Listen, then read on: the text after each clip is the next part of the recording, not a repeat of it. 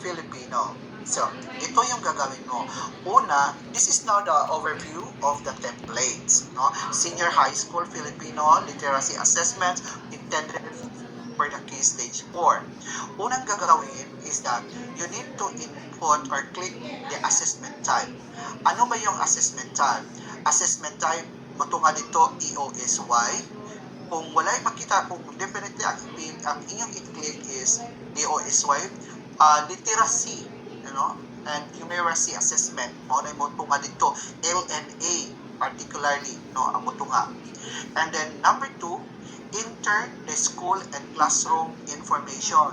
Kung sa man classroom information, example, school ID ninyo, ibuta. Tapos kung sa grade level ang ikanda, mao na siya ibuta.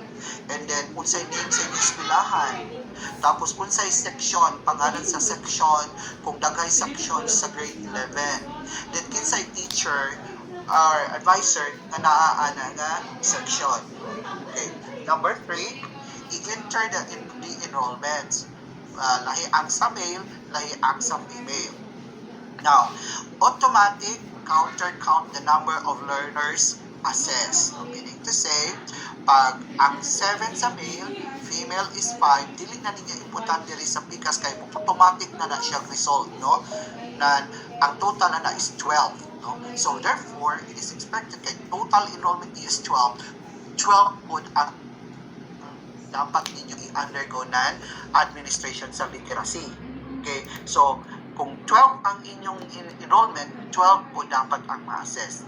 Unsay kasagaran ng mga issues, problema nga ma-encounter ninyo along the way, especially in submitting the reports, results. It is because wala magtali ang inyong enrollment vis-a-vis sa inyong actual number of learners being assessed. Question, sir, what if we have 12 learners and then ang mintunga is 10? So, being the school head, it is now your plenipotentiary to decide over that matter. You are empowered being the school leader to exhaust all your needs on how you are going to motivate and encourage to participate all your learners to have the 100% attendance or participation. The mere fact that you declare in each school, in each room, section rather, na 12 man ang bata. So if it is 12, 12 talaga. No? Hindi yung pila lang kabuok ang mga naisa absent, wala na dayon ipasagdan na. So kay mo red flag man siya dito sa inyong school report, school summary. So therefore, kung unsa dyan na actual number sa inyong mga bata per section, amo dyan po na ang ibutang versus sa inyong LIS nga data or sa system nga inyong result. So once you've already declared that there are 12, 7 for male and 5 for females, then identify na dahil ninyo ang mga names dayon. So mauna ni ang number 4.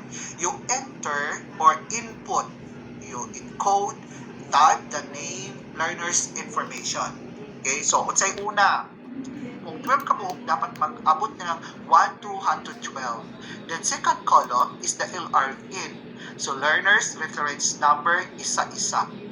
And then name of the learner. Okay, so name of learner ninyo is this one, Apolinario Mabini, Gabriela Silang, Melchora Aquino, example din ana. Then sex, male, female, male, female. Now, kani ang iyong ibutang diri, no? So, ang ato siguro ini sa diri sa grupo sa ilang sample, iuna na to ang male, kay 7 man kabuk, then 5 na pod ang female, okay? Here, diri sa sex nila kay kuan man, basta namang ibutang male, female, female, male, male, male, female, female, male, male, male. Mas nindot siya kung sa'yo na reflect sa inyong SF ninyo nga 10 or 9 man na, mao po ninyong ibutang nini, no? Sa SF1. So, ibutang the date of assessment. So, supposedly, we will start our assessment period right now, March 9. Pero, wala pa man kakakanda, no, karon pa man ato. So this is part of our activity, preliminary activities. So kung kanus lagi conduct ang bata ng iyang assessment, hindi na niya i-reflect ang inyang date of assessment. So again, kung 12 ang na-declare, 10 lang ang na-present, then ang remaining 2, it is expected that the following day siya kandakan. Okay? So, na. Sunod, question, sir, naka-alphabetize raman ni sila tapos absent din si Bill. For example, kung may number 1, pero siya naka-conduct sa March 10. Ibutang ba siya sa number 1? Dili na, ato na siya sa last siguro kay according sa date man ninyo pag-assess, no? Kung sa'yo pinakauna nga date, mo siya maguna. Then, so, si Bill, kay last naman siya, ato na siya sa March 10. Okay, na. Sunod, item number. So again, sa Filipino, there are 15 items. Sa item number 1, question number 1, naka-answer ba siya? Butangin 1 point. Question number 2, 1 point.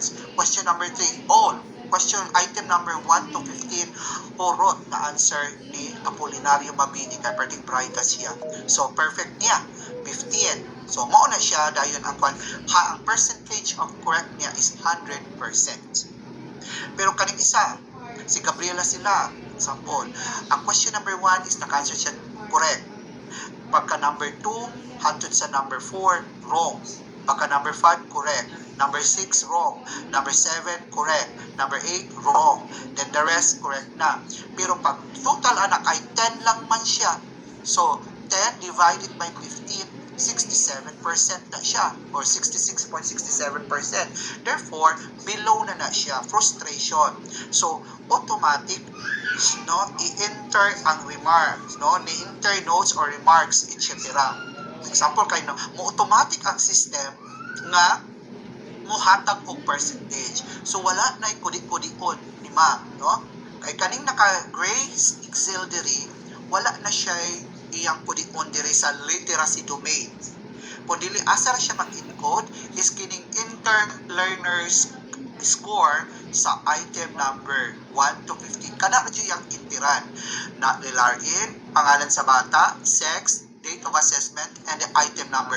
The rest, dili na kayo mo auto-generate na dahil siya. No? Mutungan na ang total score sa pila kabuk ang literal, inferential, and then knowledge construction. So, mo akong giingon, nga pinaka-nice kaayo siya, kung mag-analyze tag data, nice kayo ni mo ag-research no, sa teacher or sa school, nga based sa result ini nga standardized tool, nakita nato nga kinadaghanan kaayo ang naa din na siya sa naay mga